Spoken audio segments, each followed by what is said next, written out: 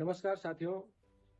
दिल्ली विश्वविद्यालय में जब से नियुक्तियां स्टार्ट हुई, नए लोग आए यहाँ पर, उन सभी का हम स्वागत करते हैं। लेकिन इस दौर में ये देखा गया कि एक एनएफएस नामक वायरस बहुत तेजी से यहाँ फैला। NFS means not found suitable, मतलब कि एक भी व्यक्ति इस योग्य पाया ही नहीं गया कि वो दिल्ली विश्वविद्यालय में पढ़ा सके।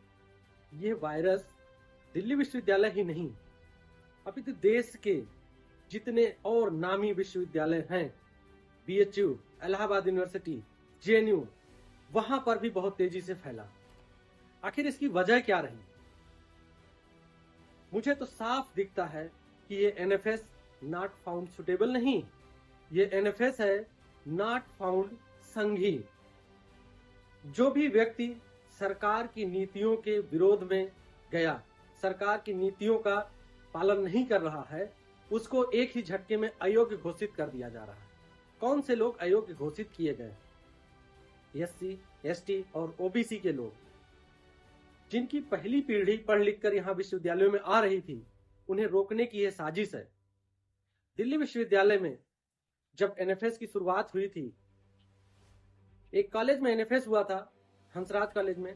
उसके बाद operational research, history department, pol science department, in department में जब एनएफएस किया गया तो उसी समय हमारे संगठन एएडीटीए की तरफ से वाइस चांसलर साहब को पत्र लिखा गया और उनसे ये कहा गया कि सर, दिल्ली विश्वविद्यालय में जो प्रकोप बढ़ रहा है ये बहुत ही घातक है। क्योंकि पहले ये कहा जाता था कोई इस काबिल है ही नहीं। फिर जब एससी, एसटी, ओबीसी के लोग पढ़ लिख कर आगे आए, तब ये कहना शुरू कर दिए कि कोई एलिजिबल ही नहीं है, और अब ये कहना शुरू कर दिए कि कोई सुटेबल ही नहीं है। सुटेबल कैसे नहीं है? क्योंकि वो उनकी विचारधारा के अनुसार वो सुटेबल नहीं है, इसलिए उन लोगों को विश्वविद्यालयों में आने से रोका जा रहा है। इसका उदाहरण मैं देता हूं कि किस तरह से जो यहाँ आरक्षण विरोधी क्रूर मानसिकता के लोग, सरकार के, केंद्र सरकार में जो सत्ता में बैठे लोग हैं, उनके जो समर्थक हैं, आरक्षण विरोधी ये सरकार है जिसको कि हम 2024 के चुनाव में देख चुके हैं कि किस तरह से उनके सांसद विधायक आरक्षण को खत्म करने की बात कर रहे थे। वही मानसिकता के लोग यहां पर भी हैं, जो यहां पर भी आरक्षण को खत्म करने की साजिश रचते हैं। हमने एक नहीं, दिल्ली विश्वविद्यालय में लगभग 10 आरटीआई लगाई, लेकिन एनएफएस की सीटों का ब्यौरा देने से मना कर दिया गया। यही नहीं, इलाहाबाद यूनिवर्सिटी में भी लगाया, जेएनयू में भी लगाया।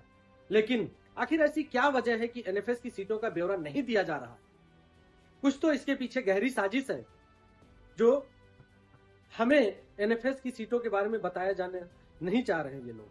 पहले असिस्टेंट प्रोफेसर की पोस्टों पर होता था, फिर एसोसिएट प्रोफेसर की पोस्टों पर होने लगा, और आज एसोसिएट ही नहीं, प्रोफेसर की पोस्टों पर भी एससी, एसटी, ओबीसी का एक बड़ा तबका जब आगे आने की कोशिश कर रहा है तो उनको रोकने की ये बहुत ही खतरनाक साजिश है। इस सरकार के जो नुमाइंदे हैं उनके द्वारा ये साजिश रची गई है।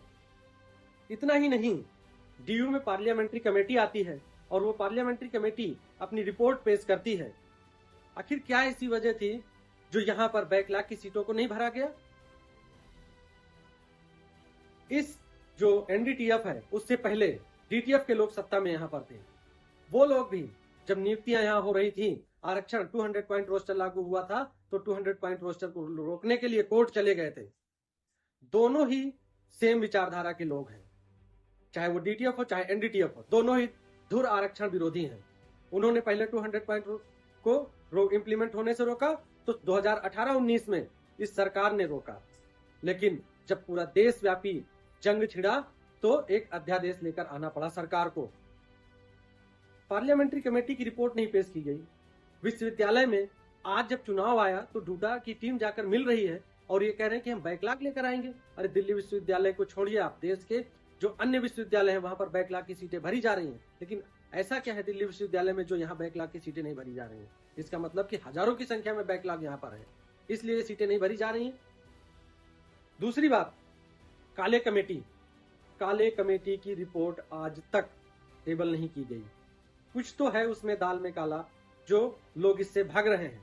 पहले तो पोस्टर में भी नहीं आता था डूटा के, लेकिन जब हम लोगों ने आवाज उठाई तब पोस्टर में आने लगा। डूटा का धरना हुआ तब भी हमने कहा था कि ये धरना जो टोकन धरना हो रहा है, आप देख लीजिएगा कि एनएफएस यहीं पर होगा, आप कुछ नहीं कर पाएंगे क्योंकि आप खुद उसमें मिले हुए हैं, गहरी साजिश के तहत आप लोग मिले हुए हैं।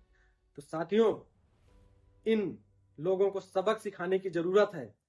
अगर हम लोग नहीं जागे तो ये हमारी सीटों को खत्म कर देंगे और ये इन सीटों को खत्म करके यहाँ पर जो एक डी रिजर्वेशन की पॉलिसी है उस पॉलिसी को इम्प्लीमेंट कर देंगे। धन्यवाद।